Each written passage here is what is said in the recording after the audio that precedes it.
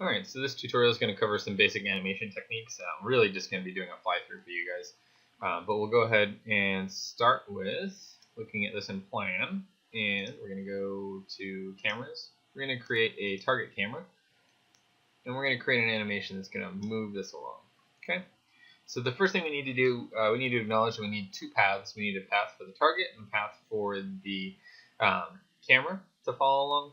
And so I will go ahead and select this. I'm just going to select one of these stock ones. It's 35 millimeters, pretty nice. That's relatively closely approximates the human eye. And so then we're going to go in here and we need to create some geometry. So if we go under, oh, maybe.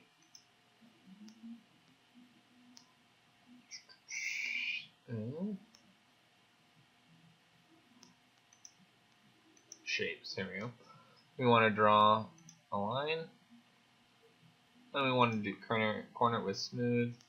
We'll do the Bezier curves here. If I remember correctly here, we should be able to draw a path now for this.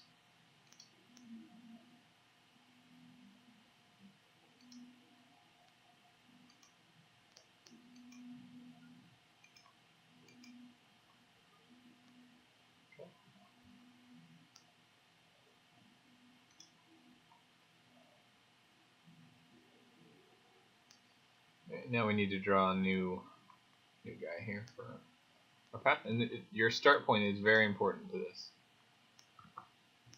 So wherever you start, that's going to be where the camera path is going to begin, and wherever you finish is where it's going to end. So I'm going to start on the opposite side here. Let's draw a nice clean edge there. So now both of these curves have been drawn in plan. I'm going to take them and, if I hold Control, just move them up.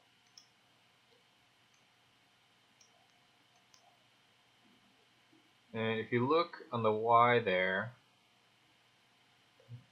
down on near the timeline, right here, as I'm moving it, you can see how far I'm moving it up. I moved it about 5 feet. You rewind the video, you can see that here. Now I'm going to go ahead and select this guy, and under the Motion tab, I'm going to go to Trajectories, and I'm going to do Convert From. I'm going to go ahead and select my curve.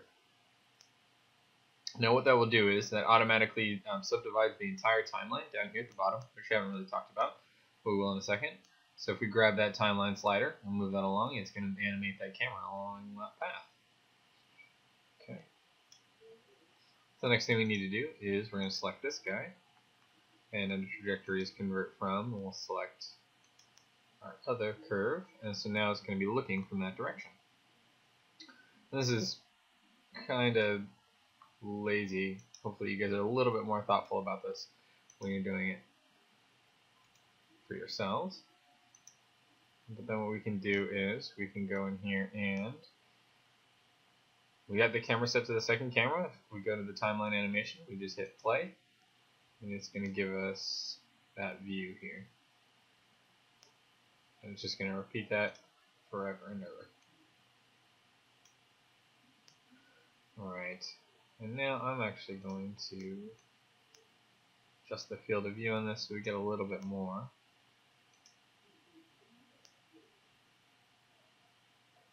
And that might be enough for us to get a sense of the space.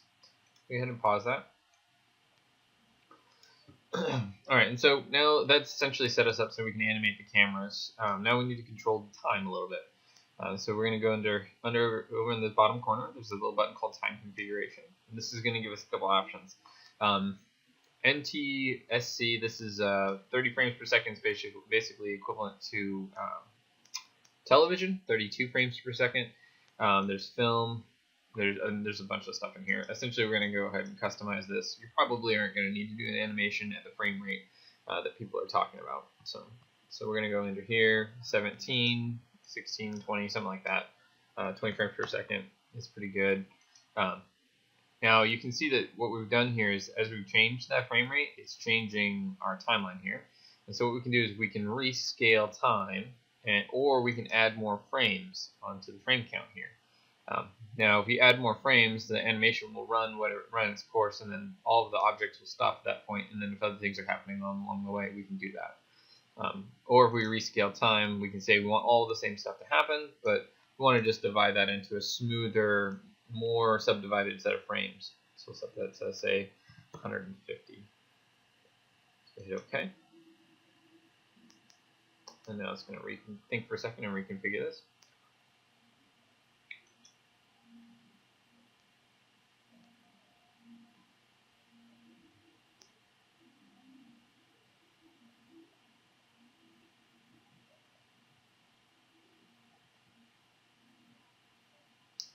All right, and then we hit OK. Then we go back in here and hit play for our object here. You see it's a little bit slower, a little bit smoother. Not incredibly fancy, but should do the trick. All right. Okay, so that's the basics for the camera. The next thing we need to do is we actually need to set up our rendering engine so that we actually can figure this stuff out. This is where things are going to get a little bit, well, they're not going to get choppy, but I'm going to pause, and because some of these processes will take a long chunk of time, and I'm going to pause the recording and then come back to it once it's done. So I'm going to go ahead and take this under animation, actually under render setup. Let's go under render.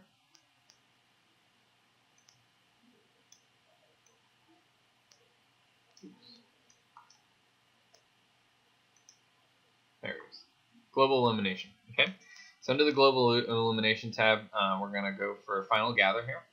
And so we're going to march down this, and then we're going to run a collection of data, and then we're going to march back up it to sort of undo what we've done, which is so that we're going to do a lighting analysis from final gather, have it do a lighting, gather that information for us, and then we're going to tell it to use that information after the fact. Okay. And so if we come down here, enable final gather, yes. Precision, you can come in here, high, medium, low. We'll go very high. Best for stills, final gather points for positions along the camera path. Alright, scroll down here.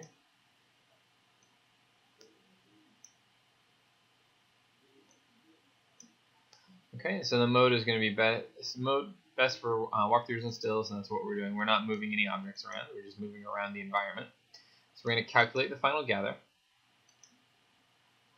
So we're going to incrementally add final gathers, and then we need to set a location for this. And we're going to go ahead, I'm going to click generate map file, and that's where I'm just going to pause it and have already clicked that once we get to it, okay? Okay, so I paused this just so I could go over a couple things. I ended up dialing this down to medium just because it was taking forever to even render one frame. The other thing I did is you need to set the active time segment instead of just rendering a single output. So that way those two things will actually render out properly. Okay, once you've done that, make sure you're actually in the camera view that you're going to operate in, and then if you hit render, we should be able to cruise through this. And you'll see this is going to subdivide into 9 frames, so it's doing several different lighting calculations all at once. Alright, and so I'm going to go ahead and pause it again.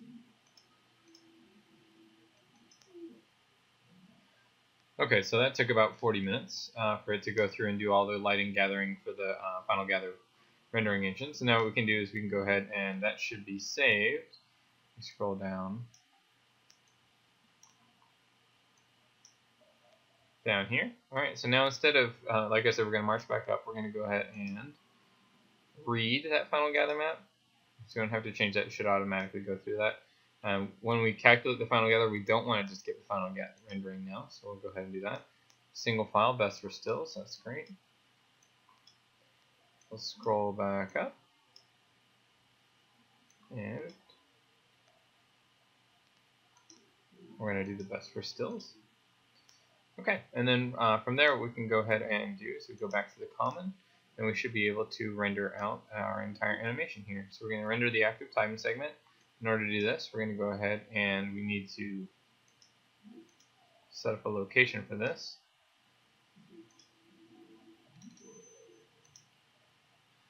We'll just call it Ani1.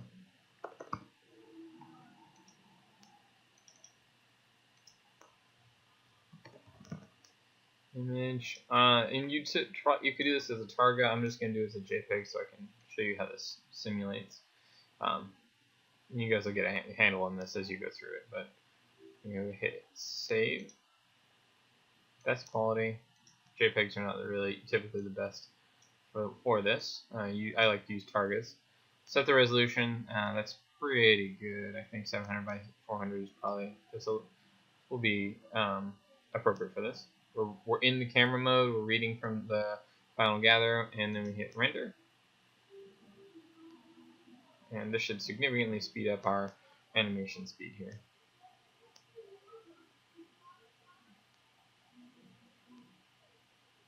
Okay.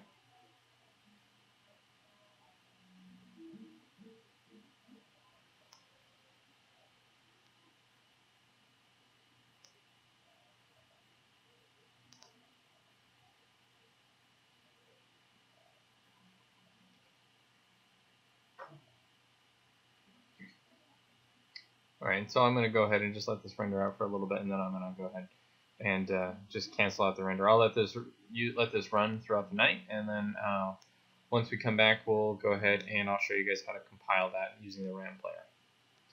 Alright, you can see this looks pretty clean.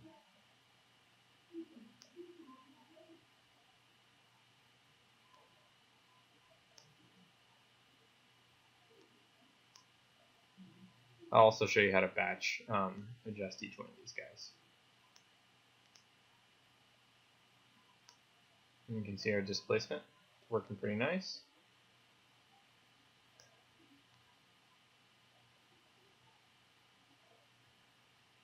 Alright, and that looks, I'd say that looks pretty crisp by all measures here.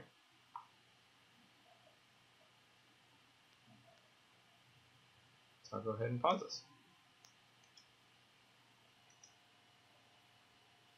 Okay, so I've let this go ahead and render for the rest of the evening here, and I've gone out and we've churned out about 124 frames, about 125 frames if you include the 000 start.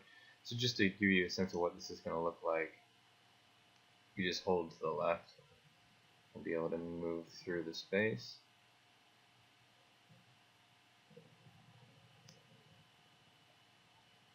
So you got a pretty nice setup here for this rendering animation here.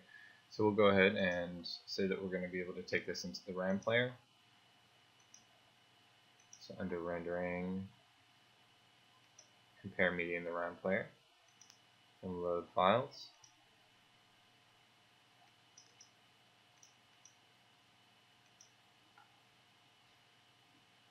Hit open, and it's going to ask you, it's going to automatically detect that these are in sequence.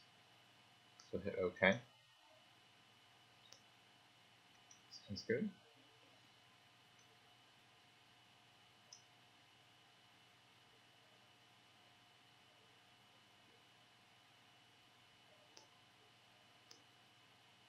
Alright, so now all the frames are loaded, and here we've set the speed. So if we hit play, it's going to go very quickly.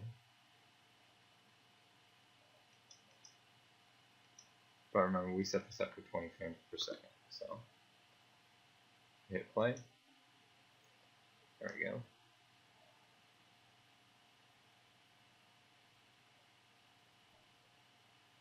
Alright, so that looks pretty nice. So we're going to go ahead and save channel A. I'm going to save that as an AVI.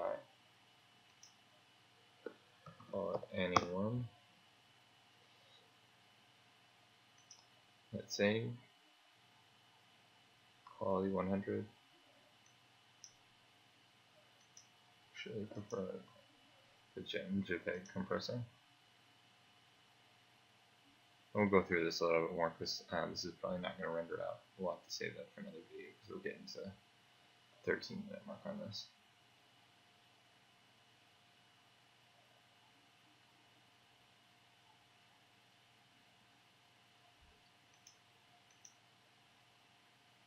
Alright, and double click on this guy.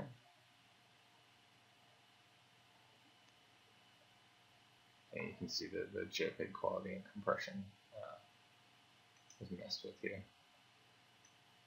So we get a little bit of not so nice features, but we'll go through in the next video. I'll show you guys how to really manipulate in the RAM player and mess with these in Photoshop. Alright, but that's it for the animation stuff.